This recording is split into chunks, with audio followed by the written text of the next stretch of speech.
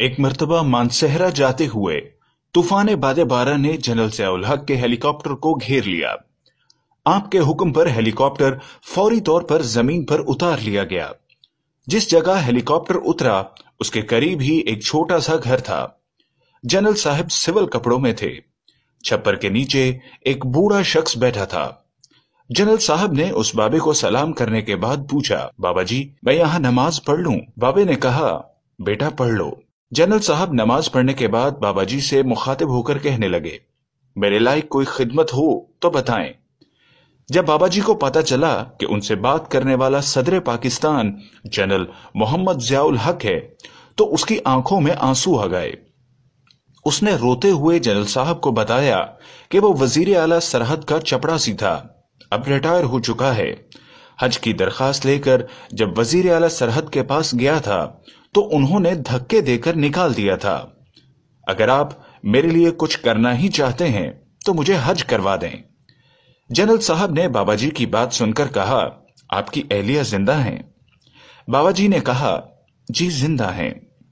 General साहब ने कहा, आप अकेले हज पर क्यों जा रहे हैं? अपनी बीवी को भी साथ लेते जाएं, जिसने जिंदगी भर आपका साथ दिया है। जनरल साहब ने कहा, बाबा जी, आप मुझ तक नहीं पहुंच सके थे, इसलिए अल्लाह मियां ने कान पकड़कर मुझे आपके पास भेज दिया है। जनरल ज़ियाउल हक को खाना काबा में इमामत करवाने का एजाज उस वक्त हासिल हुआ जब ऐन नमाज के वक्त इमाम काबा इमामत के मुसल्ले से ये कहते हुए हट गए कि मुसलमानों के इमाम तो आप, जनरल साहब आप हैं, आप इमामत करवाएं। फिर जब उन्होंने नमाज में कुरान पाक की तिलावत शुरू की तो आंखों से आंसुओं की झड़ियां और हिचकियां बन गईं।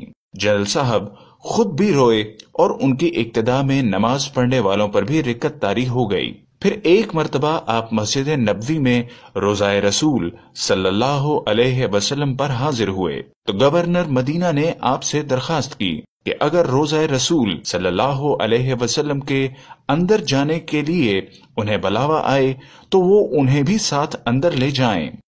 जनरल साहब ने कहा, आप तो मदीना के गवर्नर हैं, आप जब चाहें रोज़ा रसूल में जा सकते हैं।